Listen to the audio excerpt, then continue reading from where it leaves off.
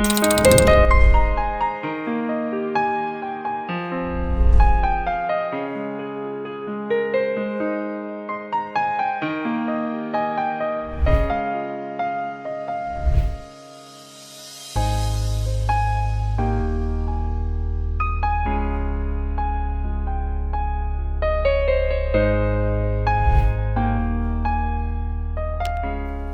मौजू क्या है आज?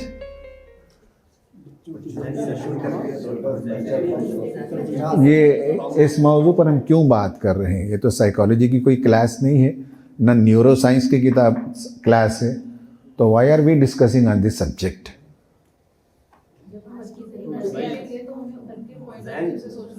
जी, उनके लेवल पर आपको जाना पड़ेगा। या दैट्स फाइन जी। हाँ जी, ये बेस्ड होता है हमारी शख्सियत के लिए, हमारी आगे की दुनिया के लिए। अगर हमारा जहन अच्छा होगा, जहन हमारा सही बन गया तो सब कुछ हमारे नहीं, लेकिन आज हमारा ये मौजू हमारे लिए नहीं है, ये तो हम बच्चों के लिए बात कर रहे हैं। बच्चों के राइटर्स की हैसियत से, आप राइटर्स हैं, डिफरेंट टाइप की राइटिंग करेंगे, तो आपको राइटिंग करते हुए आइडिया हो जाए तो आपको जो है बच्चों की सतह पर जाना पड़ेगा। तो हम असल में इस मौजू पर इसलिए बात कर रहे हैं कि हमें आइडिया हो कि इंसान का ग्रोथ एंड डेवलपमेंट होता है फिजियोलॉजिकल एंड साइकोलॉजिकल, दोनों लेवल से डेवलपमेंट होते रहता है। इंसान जब दुनिया में आया तो अल्लाह ताला ने कहा कि हमने उसे ज़ईफ़ पैदा किया, कमज़ोर पैदा किया, नातमा पैदा किया, तो वीक एंड मीक होता है फिजियोलॉजिकली भी, साइकोलॉजिकली भी। फिर धीरे धीरे धीरे डेवलपमेंट होने लगता है, फिजिकल मैच्योरिटी की तरफ भी इंसान पहुंचता है और मेंटल मैच्योरिटी की तरफ भी पहुंचता है। पहले फिजिकल मैच्योरिटी आती है, फिर धीरे धीरे मेंटल मैच्योरिटी आती है। फिजिकल मैच्योरिटी आदमी चाहे ना चाहे हो जाती है, प्यूबर्टी पर इंसान पहुंच जाता है, बालिग हो जाता है। लेकिन मेंटल मैच्योरिटी और साइकोलॉजिकल मैच्योरिटी के लिए थोड़ा सा एंडेवर करना पड़ता है, घर के माहौल को बनाना पड़ता है, और आप जैसे राइटर्स का ताउन चाहिए। जब आप अच्छी तरह से लिखेंगे तब उससे इंसानों के, बच्चों के पर्टिकुलरली मेंटल मैच्योरिटी आएगी।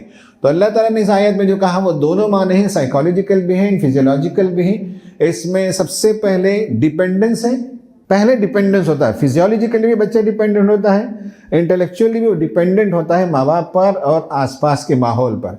फिर धीरे धीरे जो है वो ग्रोथ इख्तियार करता है, फिर स्ट्रेंथन होता है और फिर अगेन डिक्लाइन होता है। ये 4 मरहलों से हर इंसान गुजरता है। हम भी एक दिन आज लेक्चर दे रहे हैं, लेकिन एक वक्त आएगा कि धीरे धीरे हम भी कमज़ोर भी हो जाएंगे। आप राइटर्स की हैसियत से ये अच्छी तरह से समझ लें, मुझे नहीं मालूम है कि आप में से कौन किस लेवल के लिए लिखता है, और मेरा ऐसा ख्याल है, मेरा ख्याल गलत भी हो सकता है, हर इंसान हर सतह के बच्चों के लिए लिखने पर कुदरत नहीं रखता। आप जिसकी अपने आप को तरबियत करेंगे उसमें आप एक्सपर्टीज़ बनेंगे। अर्ली चाइल्डहुड 0 to 5 इसका लिटरेचर अलग होता है, इसके इमोशनल लेवल अलग होते हैं, कॉग्निटिव लेवल अलग होता है, तो आपकी वोकैबुलरी भी अलग होगी और उसके हिसाब से आप लिखेंगे 0 to 5 में अर्ली चाइल्डहुड पर। मिडिल चाइल्डहुड पर लिखने वाले 5 से 12 साल की उम्र है, इसमें लिखने वाले अलग लोग होते हैं। और एडोलसेंस यानी प्यूबर्टी के बाद 12 से 18 की उम्र के बच्चों के जहनी साख्त और उनके जहनी नशोनुमा के मुताबिक लिखना होता है। तो मुझे इसमें आइडिया नहीं है आप में से कौन है जो फर्स्ट कैटेगरी के राइटर्स हैं, फर्स्ट कैटेगरी के 0 to 5, दैट्स मोस्ट इंपॉर्टेंट। वेस्ट उसी पर तवज्जो दे रहा है। अब यहाँ तक कि LGBT का आइडिया भी 0 to 5 के लिटरेचर में आ जाता है। मोस्ट इंपॉर्टेंट है, फंडामेंटल है। तो आप में से शायद कोई नहीं है इसमें, माशाल्लाह सर। अच्छा, आप 0 to 5 के लिए लिखते हैं, बहुत अच्छा। 5 to 12 के लिए इसमें कौन लिखते हैं? 5 साल से 12 साल के बच्चों के लिए एक, अच्छा इसमें भी लिखते हैं आप। अच्छा, बाकी लोग राइटर्स हैं कि नहीं हैं? हैं राइटर्स। तो फिर आप उसके ऊपर 12 से 18 के लिए लिखने वाले कितने लोग हैं?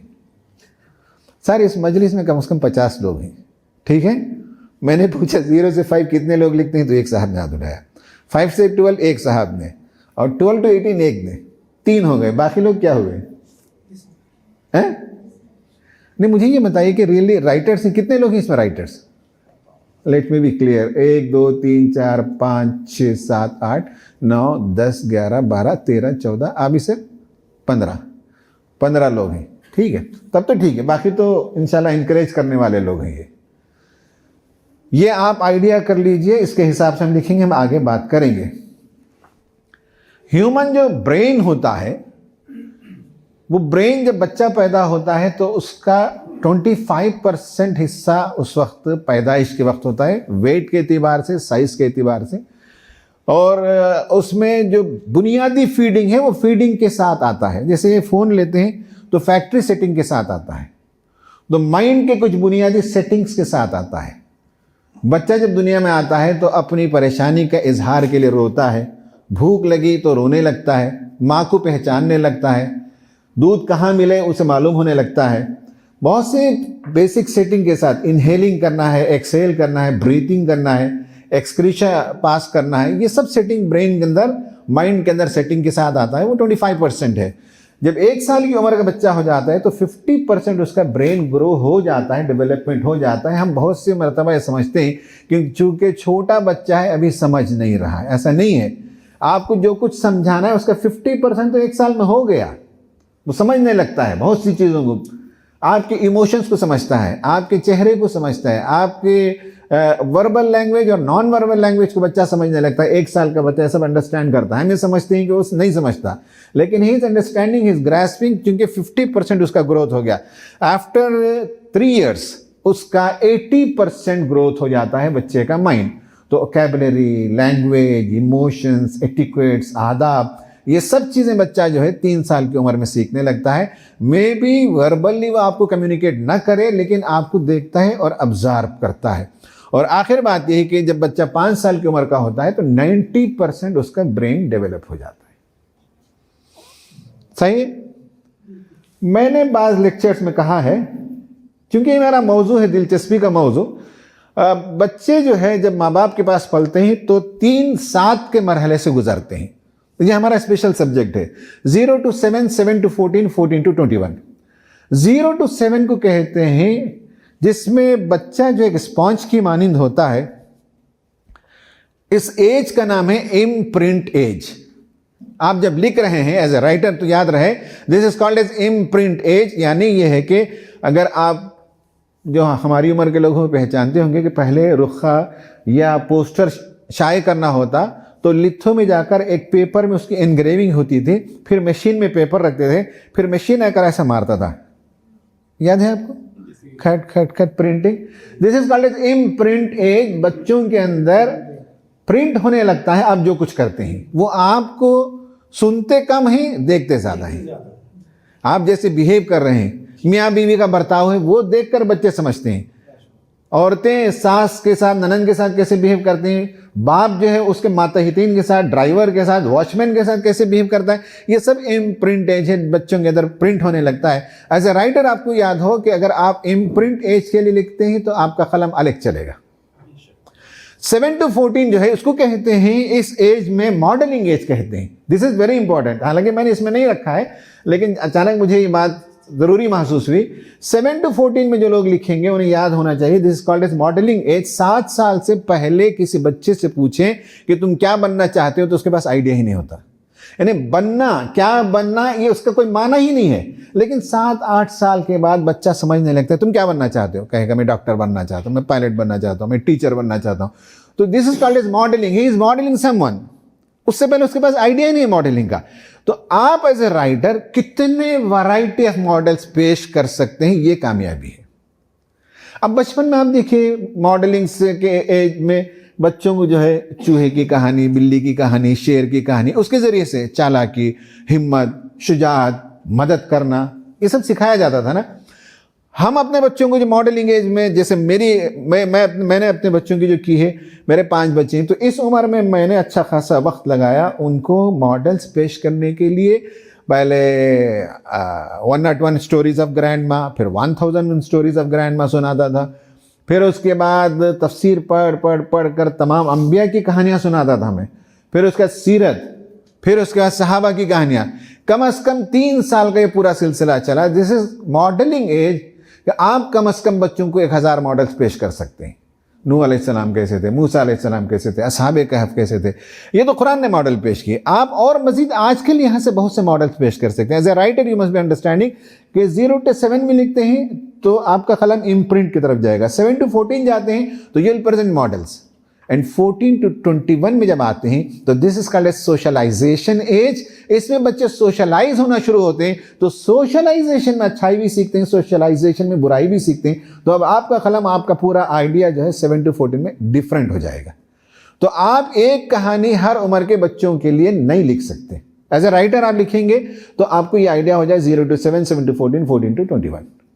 इस पर कोई बात करना हो तो कर ले, मैं आगे स्लाइड में जाने से पहले।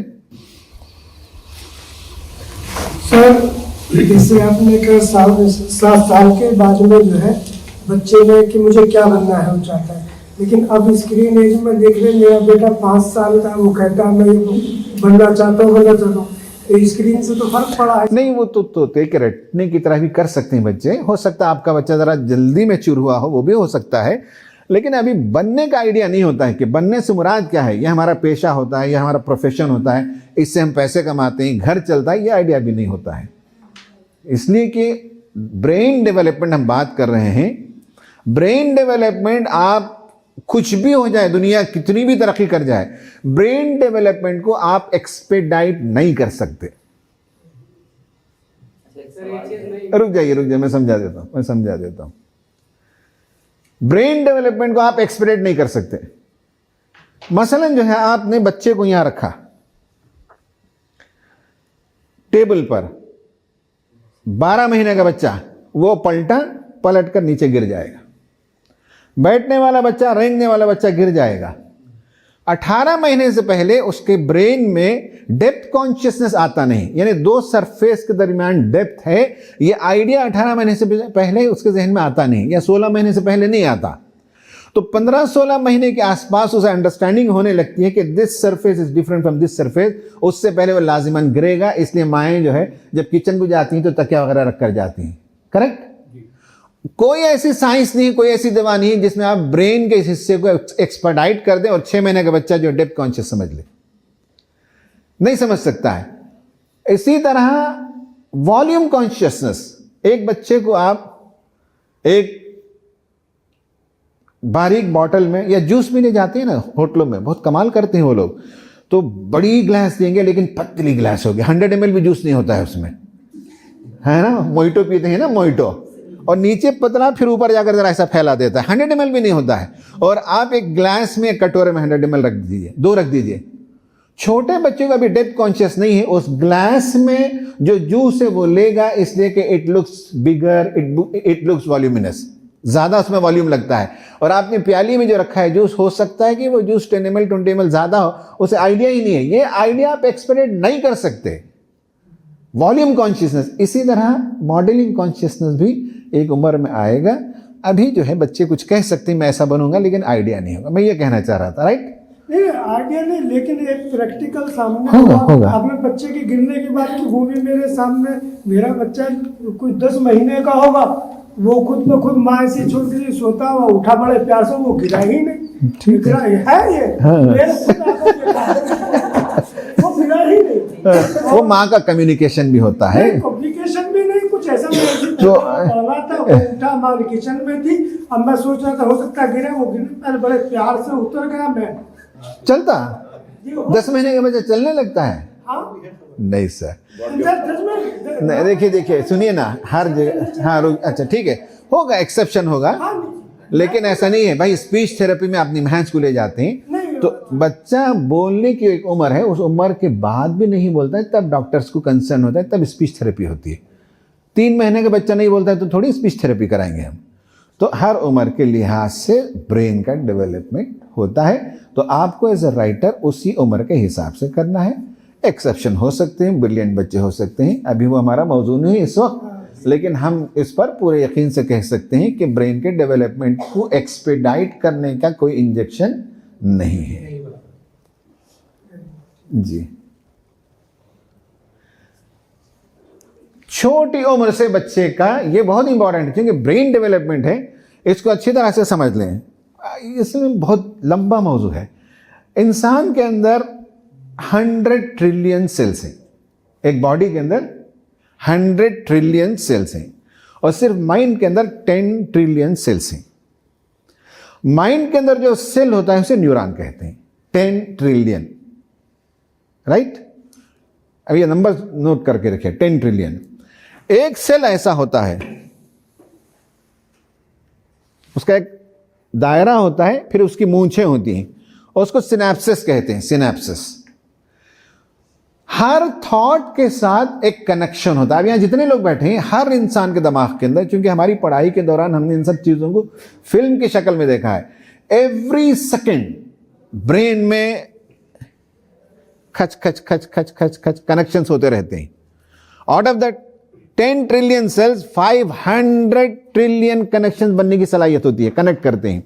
मिसाल के तौर पर if I want to get angry, brain का एक हिस्सा होगा जिसमें मान लें फॉर एग्जांपल 1 लाख सेल होंगे जो खच खच खच खच खच आपस में मिलेंगे और उसके नतीजे में मेरे अंदर बॉडी के अंदर एक रेनिंग शुरू होती है। यहाँ थंडर और लाइटनिंग होती है, करंट प्रोड्यूस होता है, कनेक्शन होता है ब्रेन का, और उससे हमारा न्यूरल पाथवे बनता है और उसके नतीजे में एड्रेनालाइन आता है। जो आदमी गुस्सा करना चाहे उसके लिए, लड़ने के लिए एड्रेनालाइन चाहिए। एक बच्चा अगर सैड होने लगे, माँ ने गाली दे दी, तो उसके ब्रेन के फॉर एग्जांपल 1 लाख सेल आपस में कनेक्शन करेंगे, इधर से इधर से इधर से इधर से खच खच खच खच खच खच खच खच कनेक्शन होगी। कनेक्शन के बाद उससे अंदर बॉडी के अंदर कॉर्टिजॉल आएगा, और जब कॉर्टिजॉल आएगा तो बच्चा डाउन हो जाएगा, इंसान, बड़ा इंसान भी। दिस इज कॉल्ड एज यानी connection, neural pathway, neural connection पे मैं बात कर रहा हूं। आप राइटर्स की हैसियत से आपको क्यों समझना है न्यूरल कनेक्शन? देखिए, औरतें खाना पकाती हैं, मैं भी पकाता हूं। जब मैं खाना पकाता हूं तो मुझे 1 घंटा लगता है, और मेरी बीवी जब बनाती है तो 10 मिनट में बना देती है। बिरयानी बनाने क्या फ़र्क है? क्यों मुझे वक्त लगता है? अच्छा, आप खाना बनाती हैं तो खाना भी बना रही हैं, अपनी बहन से बातें भी कर रही हैं, धोबी आया तो उसका हिसाब किताब भी कर रही हैं, दूध वाला आया तो उसका भी हिसाब किताब है, और एक दिन नहीं आया तो उसका पैसे माइनस कर लिया आपने। सब कुछ चल रहा है। जब मैं पकाता हूं तो हर चीज़ बंद कर देता हूं, मैं यूट्यूब सामने रखता हूं मैं। फिर उसके बाद प्याज उठाकर पूछता हूं अहलिया को, इतना बड़ा प्याज क्या? नहीं, इतना बड़ा नहीं, छोटा कीजिए, छोटी प्याज। तो फर्क क्या है मेरे में, रात में पकाने में? Neural pathway, this is what I am speaking. Neural pathway का मतलब है पकाने का जो पूरा साइंस है, उसमें आपका ब्रेन काम करते करते करते करते कनेक्शंस इतना स्ट्रांग हो गया कि जैसे आपने पकाना सोचा वो कनेक्शन शुरू हो गया आपका। मेरे ब्रेन के अंदर ये कनेक्शन है ही नहीं, तो मुझे अगर पकाना है तो ये कनेक्शन पैदा करने में बड़ी दिक्कत होती है। हर चीज में मैंने एक मिसाल दी है। सर, मेरा एक बेटा है, वो फुटबॉल यहां लेता है, फुटबॉल लेकर वो ऐसा करता है तो बॉल यहां चढ़ने लगता है, फिर उसके बाद ऐसा करके बॉल को ऊपर लाता है, लाने के सर पे ले जाता है, फिर बॉल से उसे पीछे से उतार लेता है। हम अगर करते हैं तो बॉल टिकता ही नहीं यहां। क्यों? इसलिए कि न्यूरल पाथवे, करने करने करने करने के साथ एक कनेक्शन होता है। This is called as neural pathway. जैसे आपने देखा होगा गांव में लोग बीच में से गुजरते हैं, पगडंडी बन जाती है ना? उस पगडंडी को न्यूरल पाथवे कहते हैं। आपकी कहानियां पढ़ पढ़ पढ़ पढ़ कर एक पाथवे बनेगा आपके बच्चे में। आप जिस तरह से कहानी लिखेंगे, न्यूरल पाथवे बनता है। जैसे हम चलते हैं गांव में तो पगडंडी बन जाती है, अचानक मालूम है कि साहब ये दूसरे की खेती थी, उसने बाउंड्री बना दी, तो आपका ये पूरा न्यूरल पाथवे बंद हो गया। एक नया न्यूरल पाथवे शुरू करना पड़ता है आपको घर जाने के लिए। इसी तरह ट्रेनिंग के जरिए से हम अपने आदतों को बदलते हैं, तो ब्रेन के न्यूरल पाथवे को चेंज करते हैं। सही है? राइट, आगे चलें हम। तो इसमें मैंने ये बताया है कि बच्चे का न्यूरल पाथवे शुरू होता है, कनेक्शन शुरू होता है, मल्टीपल कनेक्शन होना शुरू होता है छोटी उम्र से। फिर उसके बाद देखिए अलग अलग हिस्से ही मैंने बस बताया कि एक फिजिकल डेवलपमेंट का, चलना है, रेंगना है, एक इमोशनल है, बच्चा हंसता है, रोता है। फिर उसके बाद एक लैंग्वेज है, बच्चा बोलना शुरू करता है। पहले तो गो गो गा गा गो गो यही तो बोलता है वो, तो उसका बोलने का लैंग्वेज का डेवलपमेंट है। फिर थिंकिंग, कुछ सोचता है।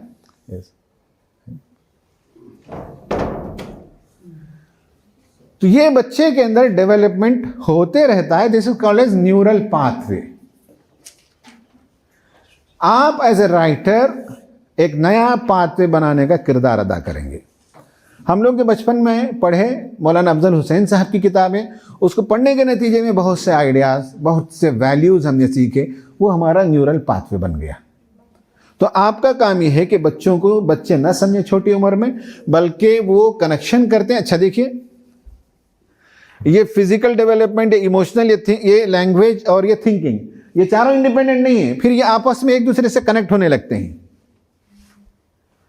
तो ये मेंटल डेवलपमेंट या माइंड का डेवलपमेंट होने लगता है। इसके हिसाब से आप पाथवेज बनाते हैं। Seeds of healthy life are planted right from day one. आज बच्चा जो लर्न करता है उसका ह्यूज इंपैक्ट जिंदगी के आखिरी हिस्से तक रहता है।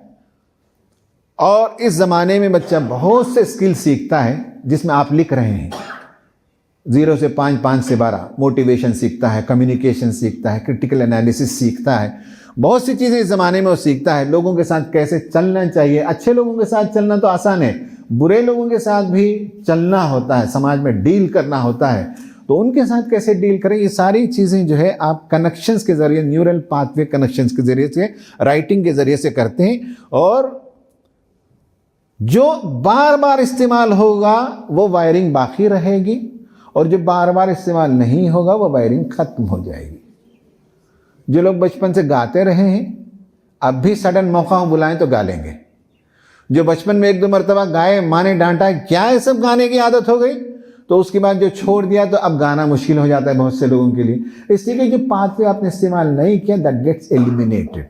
जो आप रेगुलर इस्तेमाल करते हैं, दैट गेट्स स्ट्रेंथन। सही है। तो ये एज ए राइटर इन बातों को आप सामने रखेंगे।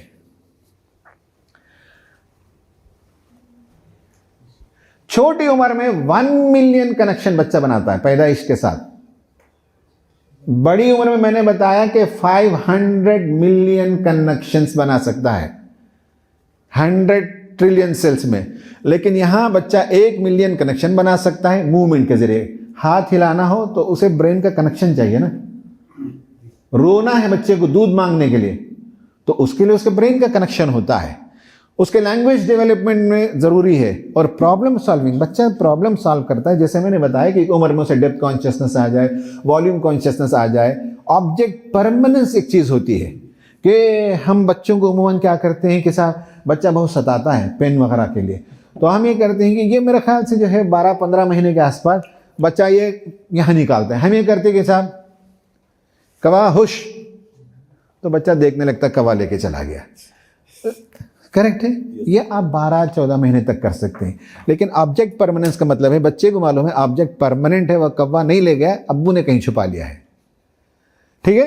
तो ये जो मैं बताना चाहता हूं आपको कि ये प्रॉब्लम सॉल्विंग जो है ना, है मौजूद है पेन, ये सब कनेक्शंस पैदा होते हैं, बच्चा समझने लगता है एक उम्र आने के बाद। How it happens? Bye talking, माँ बाप जो बात करते हैं उससे होता है। बाय रीडिंग, बच्चे जो पढ़ना शुरू करते हैं 3 साल की उम्र से पढ़ते हैं लोग। पढ़ने में कुछ समझते नहीं, सिर्फ एप्पल देखते हैं, दूध है, ये मुर्गी है, ये कंगारू है, ये खरगोश है, उसमें कुछ आइडिया नहीं होता, लेकिन रीडिंग शुरू हो जाती है। एंड प्ले, बच्चे खेलते हैं। रेस्पॉन्सिव रिलेशनशिप का मतलब है प्यार, मोहब्बत, अटैचमेंट, हग, इनसे भी बच्चा जो है उसके ब्रेन कनेक्शन होता है। एक्सप्लोरेशन इन इंटरैक्शन, बच्चा एक्सप्लोर करता है, दोनों नल खोल के देखता है। गर्म पानी में हाथ छोड़ने के बाद उसे समझ में आता है कि लेफ्ट का कभी नहीं खोलना चाहिए, वो खुद एक्सप्लोर करता है ना। तो ये सब बच्चों के डेवलपमेंट में जरूरी है। अब आपकी कहानियों में ये सब बारीक बातें आनी चाहिए।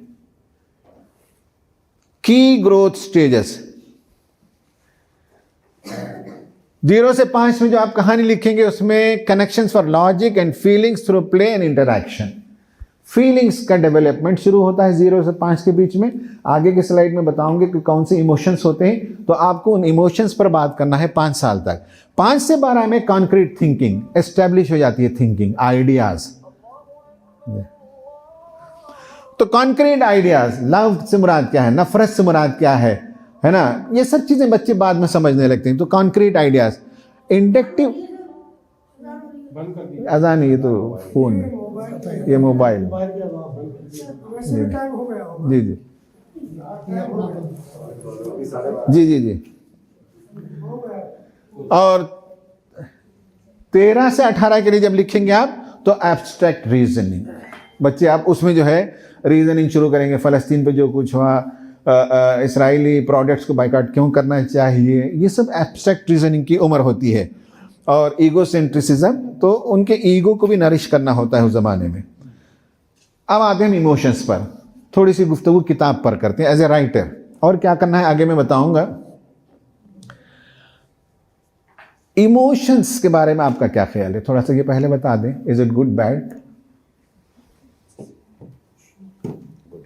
गुड जी। अपने जज्बात का इजहार करना, खुशी के वक्त क्या बोलना, गम के वक्त क्या इजहार करना, हाँ उसमें डिफरेंशिएट करना। हाँ और जो अपना जो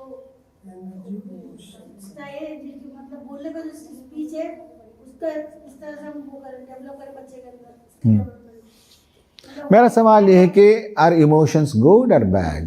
गुड। Natural phenomena sir. अच्छा, हाँ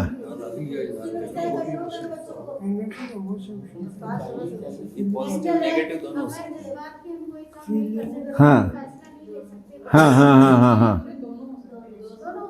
दोनों हो सकते हैं, दोनों हो सकते हैं जी। पहली बात तो समझ लीजिए कि इमोशंस अल्लाह ताला ने मुफीद बनाए हैं हमारे लिए। कोई चीज़ अल्लाह ताला जब बनाता है तो गलत नहीं बनाता, उसका इस्तेमाल पे डिपेंड करता है। इमोशंस जो है, बचपन में सिर्फ 2 इमोशंस होते हैं। बच्चा जब झूले में होता है तो सिर्फ 2 इमोशंस होते हैं, एंगर होता है और फियर होता है। रुक जाइए जरा रुक जाइए। झूले में जब होगा तो पहले 2 इमोशंस होंगे। दूध नहीं मिले तो बच्चा रोएगा, माँ नज़दीक नहीं तो डरेगा, फिर धीरे धीरे और इमोशंस डेवलप होने लगे। इमोशनल डेवलपमेंट पर किसी ने सवाल किया, अभी मैं आगे के स्लाइड में बता रहा हूँ कि कैसे इमोशंस डेवलप होते हैं। तो इमोशंस अल्लाह ताला ने रखा है इंसान के फ़ायदे के लिए। अगर बच्चे के अंदर डर ना हो, कोई भी एक ले लेते हैं, कई इमोशंस है उसमें से डर है तो भाई आप 5वें फ्लोर पे हैं, हैंड रेल ना हो तो बच्चा गिर जाएगा, इंसान गिरेगा, बच्चा ही नहीं। तो फियर इसलिए रखा है कि अपने सेफ्टी के लिए अल्लाह ताला ने रखा है। आप अंधेरे में जा रहे हैं, अगर फियर नहीं हो तो बिच्छू और सांप डस लेंगे, और फियर हो तो आप टॉर्च लेकर चलेंगे। तो अल्लाह ताला ने जितने इमोशंस दिए हैं वो सब बहुत मुफीद हैं। ऐसे साइकोलॉजी में एक वर्ड इस्तेमाल करते हैं, listen, anger by itself is not wrong. 2 तरीके होते हैं एंगर के लिए इस्तेमाल करने के लिए, वारंटेड एंगर, अनवारंटेड एंगर। ये टेक्निकल टर्म है। वारंटेड एंगर का मतलब है वाजिबी गुस्सा, अनवारंटेड एंगर का मतलब है कि बेजा गुस्सा। किसी ने नबी सल्लल्लाहु अलैहि वसल्लम कुछ कह दिया, आपको अगर गुस्सा आया तो इज इट वारंटेड और अनवारंटेड? बीवी ने सालन बनाया, नमक डालना भूल गई, वारंटेड एंगर है, अनवारंटेड है? साथ समझ में आ रही है ना?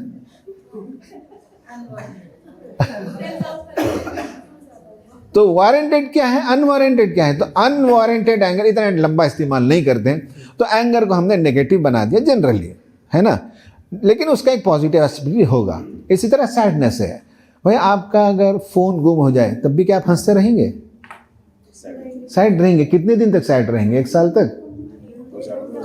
2-4 दिन होंगे, फिर उसके बाद आप रिकंसाइल कर लेंगे। तो उस वक्त 3 दिन तक जब आप सैड थे, दैट वाज वारंटेड सैडनेस, सही है। और एक है डिप्रेशन में जो लोग होते हैं, किसी पुरानी बात को पकड़ कर बैठे हैं और महीनों बरसों मायूस हैं, सैड हैं, that is unwarranted sadness which leads to depression. तो इमोशंस जो है by themselves are neither good nor bad. Sorry, good है, बैड नहीं है, लेकिन we use it in a wrong way, unwarranted. अब आपकी किताबों में इन सब चीज़ों को इस्तेमाल करेंगे। सबसे पहला काम है इंसान इमोशंस को नाम देना शुरू करे। अभी हम में भी, खुद मुझे भी इतनी कुदरत नहीं है कि कम से कम 120 इमोशंस बताते हैं लोग। उतने 120 इमोशन के लिए वोकैबुलरी खुद हमारे पास मौजूद नहीं है, हम एक्सप्रेस नहीं कर पाते 120 कैटेगरीज ऑफ इमोशंस। थोड़ा इसको देख लें, फिर वापस आ सकते हैं इस पर हम बाद में चाहें तो। ये देखिए, बच्चों के अंदर इतने ही होते हैं, उससे कम होते हैं, और 0 to 5 में तो और कम होते हैं। भाई बच्चा ये कहता है कि I feel worried, I feel surprised, I feel काम, happy, confused, angry, board, sad और एम्बैरेस्ड और स्केर्ड। इतने ही इमोशंस बचपन में होते हैं। जब बड़ा हो जाता है इंसान, ये 120 है, इतने इमोशंस होते हैं जब इंसान बड़ा हो जाता है। अब इतना नहीं पढ़ सकते तो जरा मैंने इसको यहां कर दिया है। देख लीजिए हैप्पी में क्या क्या लिखा हुआ है। ऑप्टिमिस्ट होना, कॉन्फिडेंट होना, स्ट्रांग होना, जयफुल होना, अम्यूज्ड होना, लविंग होना, ये सब वर्ड अलग अलग अलग अलग हैं। आप कहानी लिखने वाले के हिसाब से कमांड हो अल्फाज पर कि जॉय को अलग से बता सकें, आप एक्साइटमेंट को अलग बता सकें, ऑप्टिमिज्म को अलग बता सकें। एज अ राइटर ये कमाल होना चाहिए। फिर और बारीक देखिए उसमें कि भाई जेनरस होना, एम्ब्रेसिंग होना, प्लेफुल होना और डिलाइटफुल होना, एक्सटेसी होना, ये सब जो है अलग अलग अलग इमोशन से बारीक लतीफ फर्क है, सटल इसमें डिफरेंसेस मौजूद है। As a writer you must have command over the language to express these subtle emotions. Are you getting my point? तो बचपन के लिए लिखना तो आपके लिए 4-5 हैं, लेकिन बड़ी उम्र में आने के बाद इतनी बारीकी, मैंने तो सिर्फ 2 को से अलग अलग करके दिखाया है। देखिए एंगर के बारे में बता देता हूं मैं, समझ लीजिए। जब हम एंगर कहते हैं तो आप as a writer you must understand that anger is not one emotion, it's an spectrum of emotions. Spectrum में अनप्लेजेंट फीलिंग अंदर पैदा हो, that is the lowest form of anger. दूसरा है अनप्लेजेंट फीलिंग का एक्सप्रेशन, ऐसा करते ना, इसीलिए कुरान ने कहा फला तकुल लहुमा उफ। माँ बाप को अनप्लेजेंट फीलिंग का एक्सप्रेशन तक ना करें, दिस इज एंगर का लोएस्ट फॉर्म है ये। फिर उसके बाद जो है फ्राउनिंग है, और उसके बाद वर्बल अब्यूज है, उसके बाद येलिंग है और शाउटिंग है और हिटिंग है और बीटिंग एंड किलिंग। ये रेंज है एंगर का। तो जब आप राइटर के ऐसे एंगर लिखे तो सिर्फ गुस्सा लिखने से कमाल नहीं होगा, वो मुझ जैसा आदमी लिखेगा। आप जैसे राइटर्स को मालूम होना चाहिए कि गुस्सा एक चीज़ नहीं है। तो गुस्सा का लफ्ज़ जब लिखें तो उसमें ये बारीक ख्याल कैसे लाएंगे आपको सोचना पड़ेगा। Sir does it make sense what I से? बात समझ में आ रही नहीं आ रही? ठीक है, तो आप बहैसियत राइटर इन सब चीज़ों का ख्याल रखेंगे कि इमोशंस को एक्सप्रेस करना बहुत ज़रूरी होता है। अब हम वापस जाते हैं।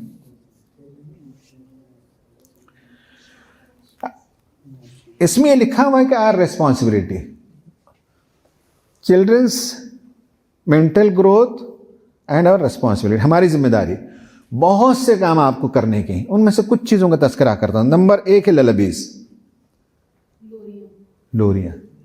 कितने लोगों को लोरियां गाना आता है? 1 2 3 4 5। आप भी गाते हैं माशाल्लाह, गा के बताइए ना। अरे गाइए ना। माशाल्लाह, वेरी गुड। गाएंगे आप? जी गाइए। बच्चा भी तो होना चाहिए। लल्ला लल्ला लोरी, दूध की कटोरी, दूध में बताशा, मुन्ना करे तमाशा। और कोई? हमने तो इस तरह की लोरियां सुनाई हैं बच्चों को। ही बता रहा है ऐ खुदा शुक्र एहसा तेरा, इस तरह के हमने बहुत उनको दीजिए, उनको दीजिए। लोरियां बच्चों को। हाँ उधर दीजिए।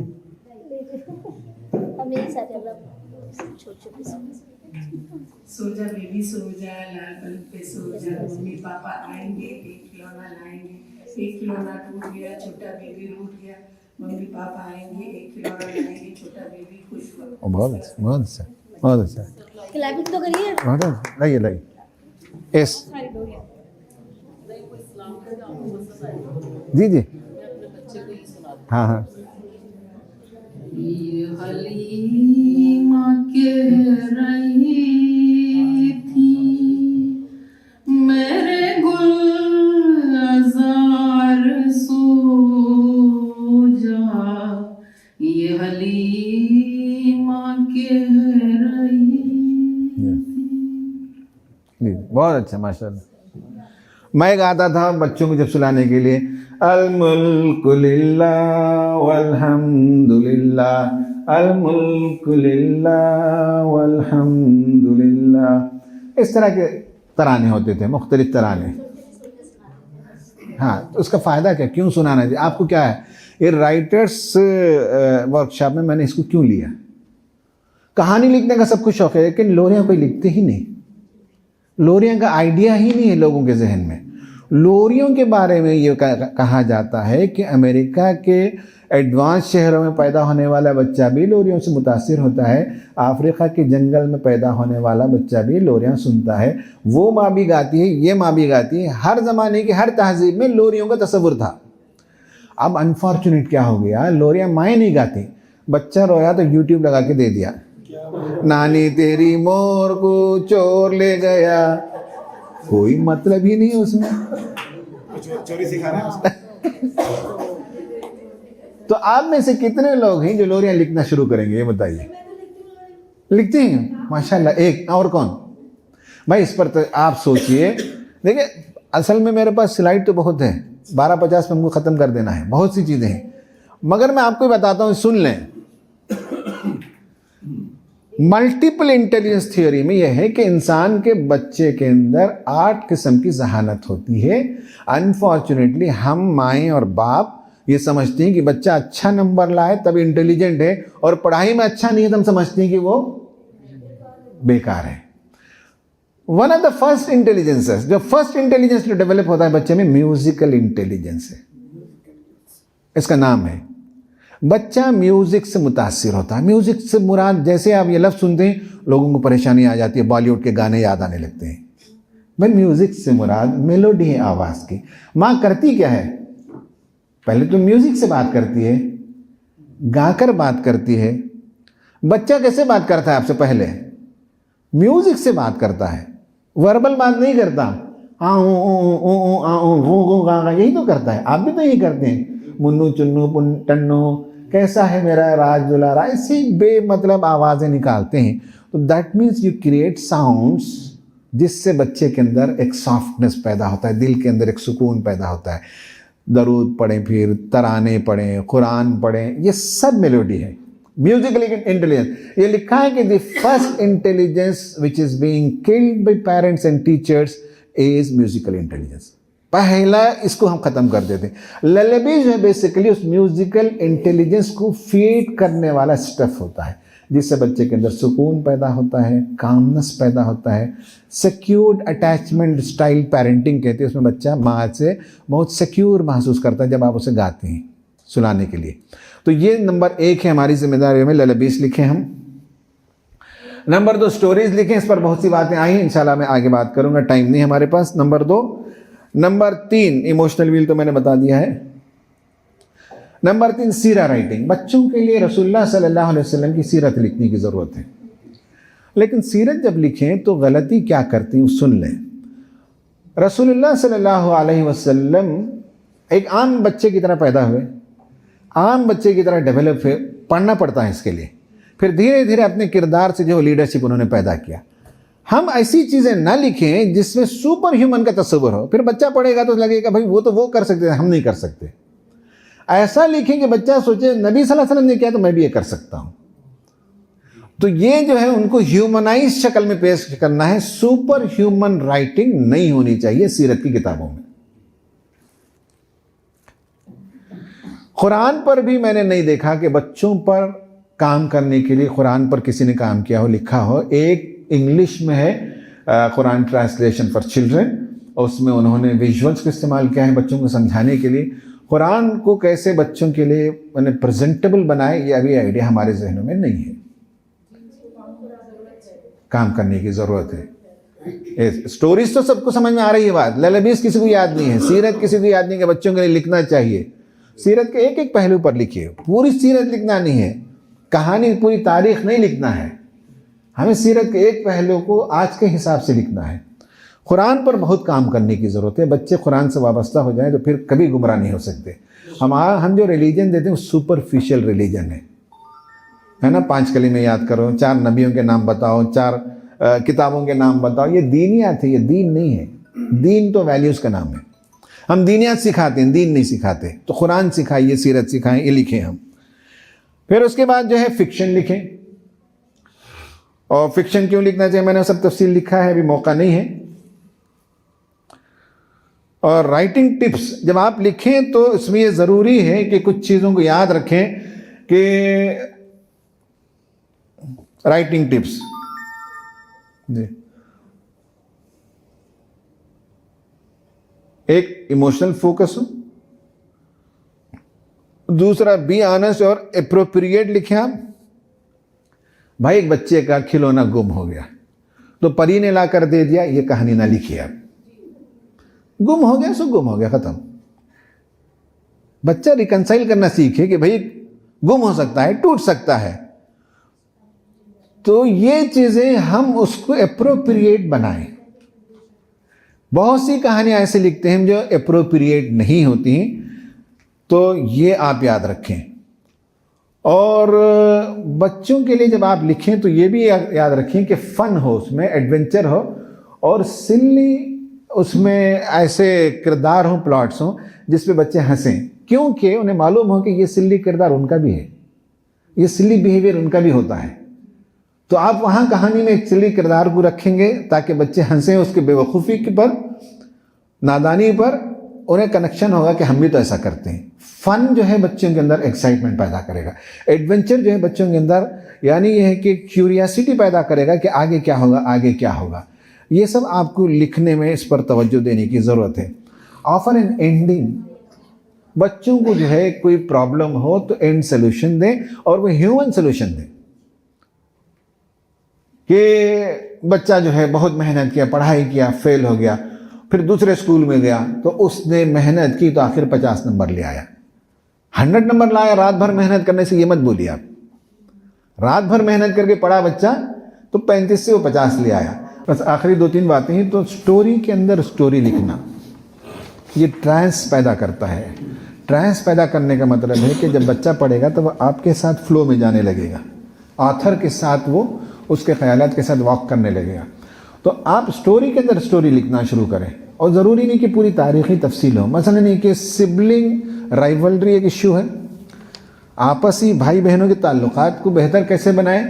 उसमें माँ ने एक दिन बच्चों को बिठाया और कहा कि भाई मिस्र में एक बच्चा पैदा हुआ, बादशाह ने कहा कि उसे कत्ल कर दिया जाए, माँ ने उसे टोकरी में रखकर भेज दिया, उसकी एक बहन थी तलाश करते हुए गई। स्टोरी के अंदर स्टोरी आप ले आएंगे, आखिर में कह देंगे कि ये स्टोरी हज़रत मूसा अलैहिस्सलाम की थी जो माँ ने बच्चों को सुनाई। तो ये सब गोया के आर्ट ऑफ स्टोरी टेलिंग में ब्यूटी पैदा करने के लिए, हुस्न पैदा करने के लिए ज़रूरी है कि आप कुरानी क़िस्सों को लाए। वैल्यूज़ ज़रूरी है, मौका नहीं है इसमें कि इस्लाम वैल्यूज़ को अपहोल्ड करता है, और वैल्यूज़ को आप इम्बाइब करें आपकी कहानियों में, और कॉन्टेम्परेरी इश्यूज़ को टच करें। Gadget over usage contemporary issue है, स्लीप डिसरप्शन, बच्चे आजकल सोते हैं 3 बजे 4 बजे, सुबह में उठते हैं 11 बजे 12 बजे। मेंटल हेल्थ के इश्यूज़ हैं बच्चों के, LGBT की तरफ उनका रुझान है बच्चों का, सेक्स की आइडेंटिटी नहीं होती। खुद मेरे पास कई केसेस आते हैं, 21-22 साल के यूनिवर्सिटी में पढ़ता है लड़का, लेकिन अभी उसे आइडिया है कि वो लड़की है। काफ़ी मेहनत करनी पड़ती है बताने के लिए कि तुम लड़की नहीं हो, लड़का हो। तो क्वेयर जिसे कहते हैं, ये इश्यूज आज के ज़माने के इश्यूज हैं, आप टच करें। ये आई का जो यूसेज है, कल डॉक्टर रिजवान साहब ने बहुत तफसील से बताया कि ये आई का इस्तेमाल कब हो और कब ना हो, कैसे क्रिएटिविटी को ये आई ख़त्म कर देती है। आपकी कहानी का कहीं ना कहीं हिस्सा टच होना चाहिए। अगर कॉन्टेम्परेरी चीज़ों का आप टच ना करें तो फिर जो है वो देवमालाई कहानियाँ हो जाती हैं। असल ज़िंदगी से टच करने वाली कहानियाँ हो, और कहानियों में ये हो कि बच्चे फिजिकल एक्टिविटी की तरफ जाएं, जो घरों में बैठ जाते हैं, गैजेट के ओवर यूसेज करने लगते हैं, आइसोलेशन की तरफ जाते हैं, लोनलीनेस की तरफ जाते हैं। उससे बाहर निकालने के लिए नसीहत बच्चों को नहीं चलती, नसीहत ना करें, कहानी का हिस्सा बनाइए, उसमें बताइए कि उसका फ़ायदा क्या है। इस तरह से स्टोरीज़ आप लिखें, ललबीज़ लिखें, कुछ भी करें, तो इन सारी बातों को, पहलुओं को आप टच करें। व आखिर दावाना अनिल हम्दुलिल्लाहि रब्बिल आलमीन।